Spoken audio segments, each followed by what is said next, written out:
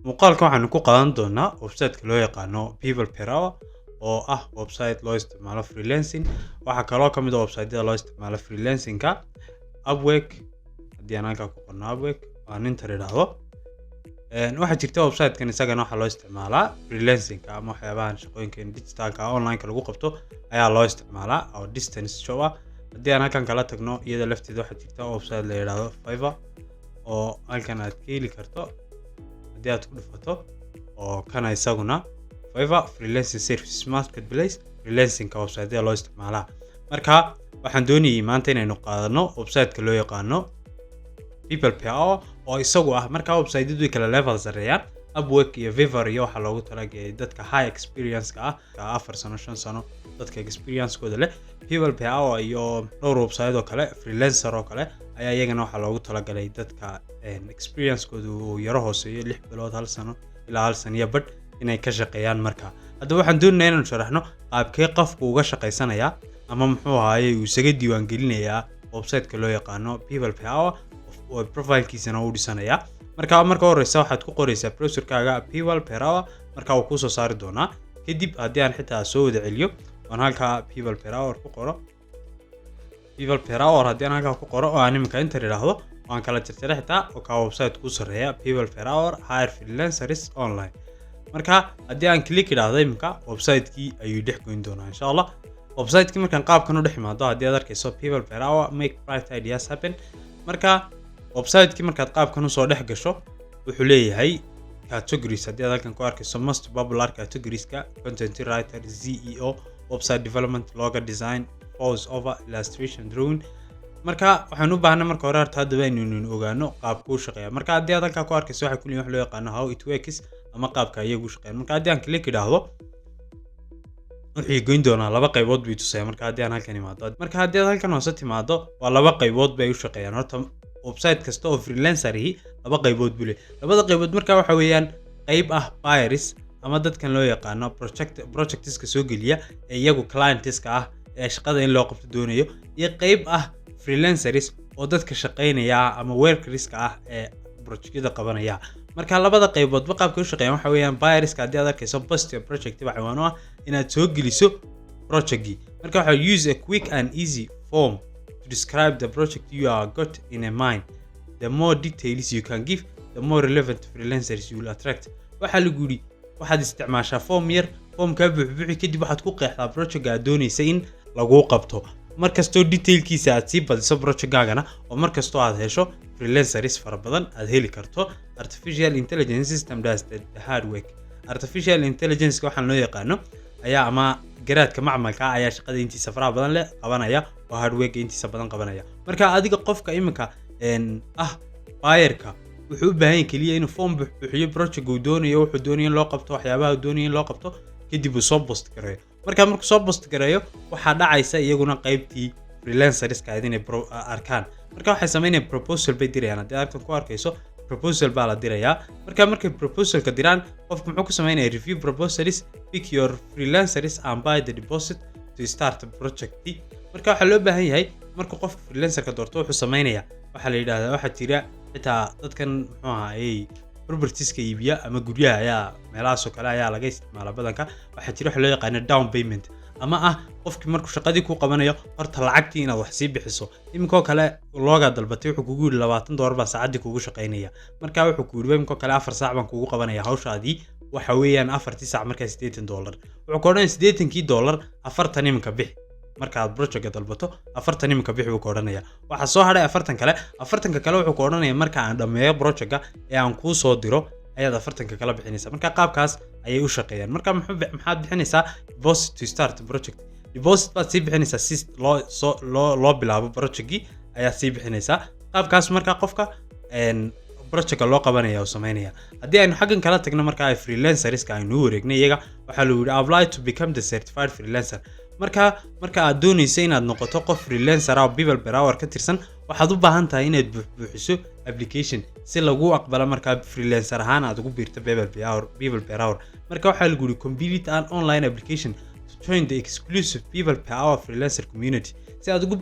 aad ugu biirto people per hour freelancer community gooda waxaad u baahan tahay inaad buuxiso application online marka waxa lagu leeyahay application kan marka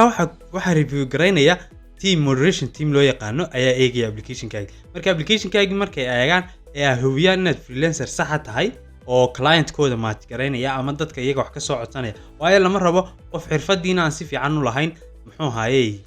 shaqadiina aan si fiican u qabanin marka oo application-kiisu iska qabqab yahay lama rabo oo waa lagu soo register-gareynaya marka waxa loo baahan application-kaaga si fiican uga fiirsato oo si fiican u buuxbuuxso si iyaguna marka ay dadkii client-kooda ahaa aanay uga qasmin marka waxa lagu leeyahay once approved marka lagu approve gareeyo waxaad heli doontaa baa lagu access u heli doontaa projects kala soo gelinaya people per hour international clients ku soo gelinaya waa international clients waxa ku noqdeen maadaama wixii online yahay qofku meesha doono project ka soo gelin karaa iminka waxa laga yaabaa shirkadu inay Mareykanka ku taalo anoo Soomaaliya joogaana project baan gashan karaa intaan asbayro galo aan project-giga detailkiisa geliyo ayaan gelin karaa kadib markaa maxaa dhacaysa qof iminka kale Europe jooga ayaa hawshaydii qabanay marka waa international connection weeyaan oo international client iyo international freelancers weeyaan marka intaas samayso waxa lagu now you are ready to provide your services for 1000 business waxa lagu marka lagu approve gareeyo aad profile-ki yeelato qof freelancer oo people per hour ka tirsan noqoto waxaad awood u leedahay inaad services-kaaga ama waxaad qabanaysa aad u bandhigto kumanaan ganacsi aad u bandhigto oo lagu aqbalo marka waxaanu taabanaynaa button-kan ay ku qoran tahay become a freelancer click markaan idhaahdo wixii geyn doonaa qaybtii sign up-ka oo wixii odhan doonaa sign up isame markaan halkan soo garo start freelance your work dream waa inaan doortaa I want to work as a freelancer qaybtan kale waxa weeyaan I want to hire a freelancer oo waxaan noqonayaa marka qof buyer oo project soo geliya qaybtan kale haddaan doorto waxaan noqonayaa qof freelancer oo projectada dadka u qabta oo isagu shaqaynayo qof shaqaalaha marka waxa halkan ku yaala sign up with Facebook iyo sign up with email marka email-kan dooranaya anigu halkan baa marka waxaan gelinayaa magacaygii baan gelinayaa halkan waxaan gelinayaa magacaygii labaad kadib haddana waxaan tagayaa email-kii marka email-kaygaan dooranayaa abdifatax@gmail.com kadib halka password baan gashanay marka password-ka iminka haddii aad arkayso use securely generated password xarfaha isku dhex daadsan buu generate gareeyay marka search engine-ku marka waxaan sameynayaa password adag inaan samaysto ayaan qabanay marka waxaad isugu daraysaa xarfa capitala labada xaraf ee horeeya capital ka dhigo kadib waxaad samaysaa laba lambarna ku darso marka strong password ku noqon doona kadib waxaan leeyahay sign up ma save gareyn marka waxba save gareyn maayo waa inuu qaybtii freelancing ay geeyo si aan marka application-kii buuxin karo marka haddii aad halkan arkayso wuxuu leeyahay check your inbox we sent a link to Abdifatax Maxamed Cabdi oo please check your inbox to verify your client marka wuxuu leeyahay inbox-kaaga eeg si aad u verify garayso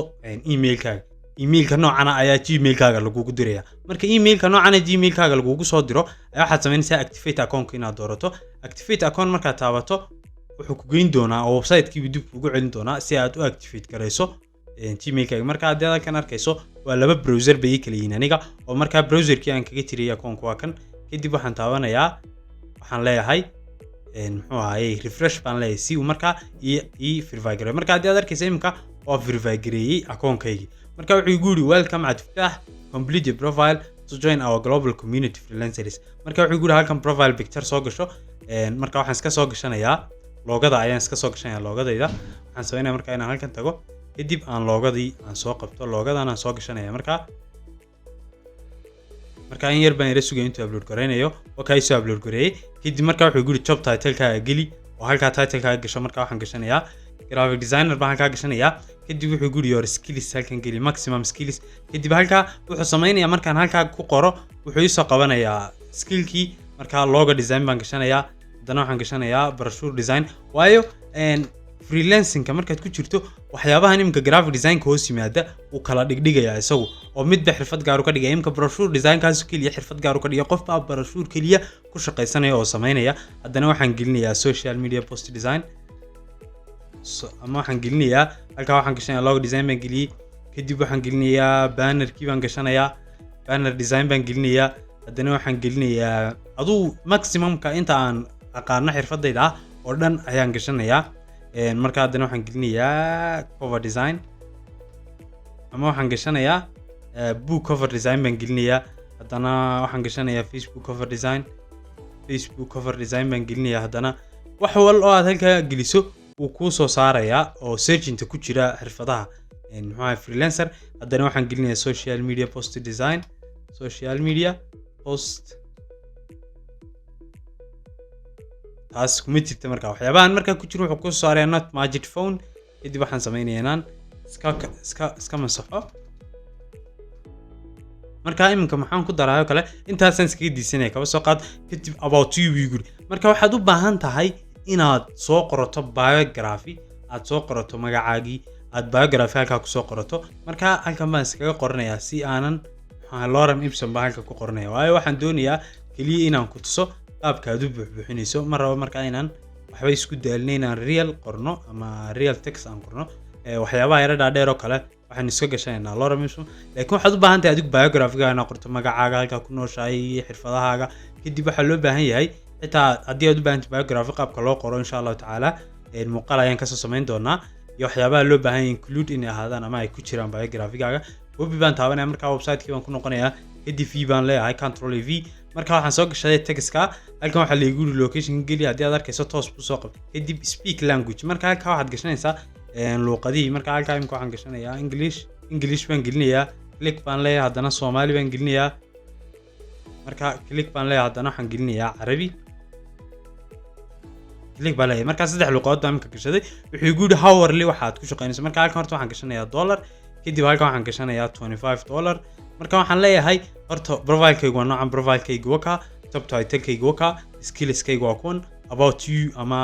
biography-kaygu waa kuwan location-kaygu waa ka languages-ka aan ku hadlo waa kuwan hourly-ga waxaan ku shaqaynayaa $25 kadib waxaad leedahay submit application marka waxay maraysaa review maraya application-kaagu markaad application-ka dirto waxay sameynayaan markaa review ay ku sameynayaan waxoogaa kadib waxaa la sameynayaa in lagu soo diro email halkii iminka haddii aan ku noqdo browserka markii hore ku jiray halkii markii hore emailka noocan lagaaga soo diray waxa lagu soo diri doonaa email ama approved ama rejected ayaa lagu soo diri doonaa markaad qaabka u buuxiso application-kii kadib emailka ku soo diri doonaa insha Allah oo ama approved adigu marka waxa loo baahan yahay si real time inaad buuxiso oo iminka halkan oo kale oo caadi job title-kayga graphic designer waxaan aan geliyo sax about you daas baad u baahan tahay inaad saxdo halkan location-ka toos buu soo qabanaya markaad diiwaan geliso language-da sida saxda waayo waxa laga yaabaa qofkan aad doonaysa inaad project-ga u qabataa mararka qaar wuxuu sameeyaa inuu ku yiraahdo aan voice call kugula hadlo aan ku soo waco si aan markaa u heshiino marka waxaad u baahan tahay luuqad fluent ku tahay ama aad si fiican ugu hadli karto inaad gashato Soomaali English oo kale haddii aad si fiican ugu hadli karto hourly rated kana waxa loo baahan inaadan dhulka isgelinin oo imko kale waxa jirta haddii aan halkan tagnay imka Upwork waxaad arki kartaa haddii aan halkan graphic design ka doorto imka design and creative markaan doorto haddii aan sameeyo inaan hoos haddaan yar socdo oo aan graphic designer doorto in yar baan yara sugayaa marka halkan waxaad imka arkaysaa waxa ku shaqaynayaan saacadii dadkani $50 marka haddii aad filterkii ma lahan laakiin haddii aad filter geliso waxaad arki kartaa dad $5 saacadii ku shaqaynaya marka looma baahna inaad si aad client u hesho aad dhulka isgeliso waayo qofka client-ku wuxuu arki karaa qofkan lacagta aad ku hooseyso ku shaqaynaya wuxuu u arki karaa qof aan xirfadiisa fiican u aqoonin oo xusuusnaa qofkan haddii xirfadiisa fiican u garanayo oo waxaan application-kiisa ka muuqdo uu isagu leeyahay muxuu dhulka isu gelinayaa ama muxuu lacagta intaa leeg ku shaqaynayaa oo ku qasbaya loomana baahna overprice inaad ku samayso oo aad $50 iska gashato iyo $45 waxa loo baahan yahay minimum $25 ilaa $20 inaad gashato saacadii adiguna si aad income fiican u hesho qofkiina aadan client-ka aadan qiimo qaali aadan ku qabanin waxaad u baahan tahay markaa $20 ilaa $25 inaad ku qorato aad gashato hourly-ga aad gashato lacagtana aad dollar ka dhigto insha Allah si aadan ugu khalkhalin change-ka isbedbedelay lacagta si aad dollarka aad ku diisato marka qaabkaas aad u buuxbuuxinaysaa waxaad sugaysaa markaa inta lagu soo aqbalayo ama haddii aad si fiican u buuxiso inta lagu soo aqbalayo baad sugaysaa insha Allah halkaas inoogu joogaya muuqaalku aad iyo aad baa mahadsan tahay fadlan haddii aad channelka cusub tahay subscribe noo saar like ugu dhiirigeli wixii faaleed qabtana commentiga hoose noogu reeb insha Allah assalaamu calaykum waraxmatullaahi wabarakaatuh